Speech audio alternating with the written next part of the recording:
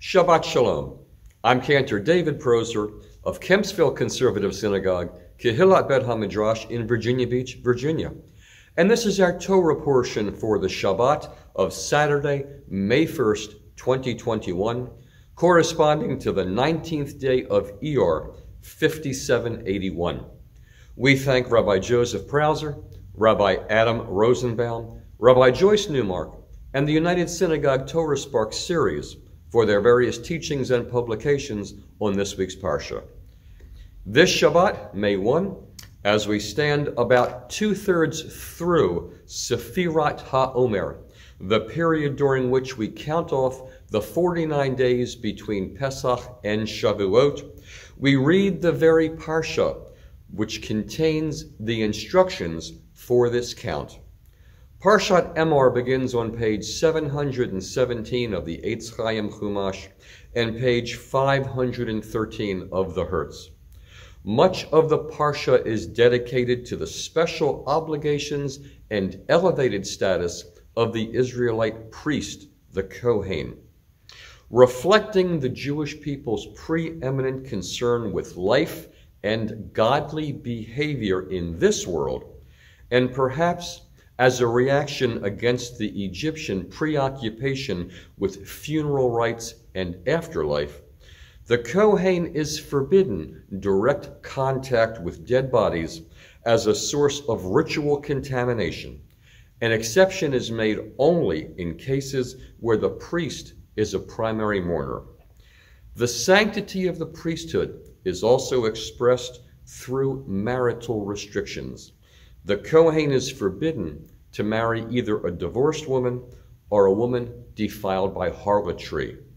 The daughter of a Kohen who engages in defiling sexual behavior thereby commits a capital offense, as her conduct impugns her father's sanctity. Even more restrictive obligations are enumerated for the high priest. He may not defile himself through contact with the dead, even in order to mourn for his mother or father. He may not cut the corners of his beard.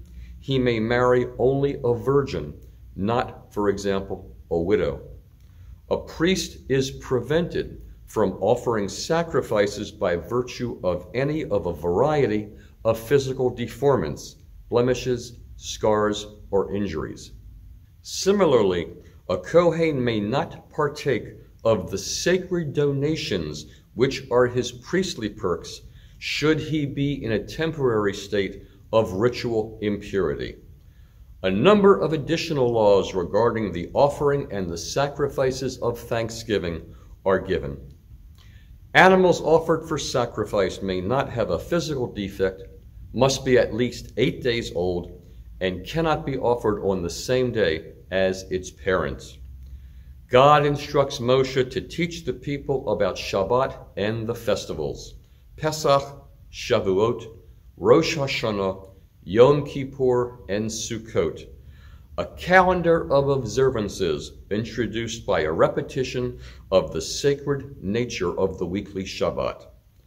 As we discussed earlier, the commandment to count the days between Pesach and Shavuot is also included. The chapter serves as the Torah reading for the second day of Passover and for both the first and second days of Sukkot. In keeping with Emor's priestly theme, chapter 24 discusses the kindling of the menorah in the sanctuary, as well as the requirement that 12 loaves of bread be placed on the sanctuary table together with aromatic frankincense. The Parsha concludes with a narrative of a man with an Israelite mother and an Egyptian father who blasphemes God's name. God orders Moshe to have the man executed by stoning, and blasphemy is established as a capital crime.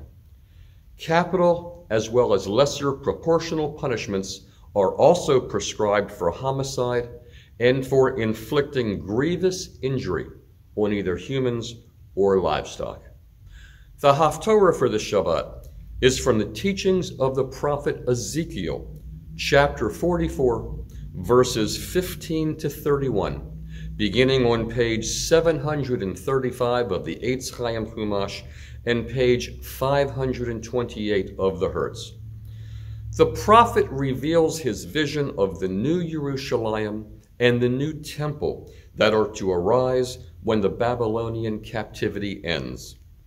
To maintain Israel's ideals of holiness and purity, the prophet emphasizes that the future priests must not permit any violation of these ideals. And he further defines the duties and responsibilities, thus connecting this Haftorah with the Torah Sedra, which regulates the life and the work of the priests. Shabbat Shalom, good Shabbos. Thank you for watching. Please be sure to subscribe, to like, to hit the notification bell so you'll always know when we post new content, and feel free to leave comments below. Thank you again. Shabbat Shalom.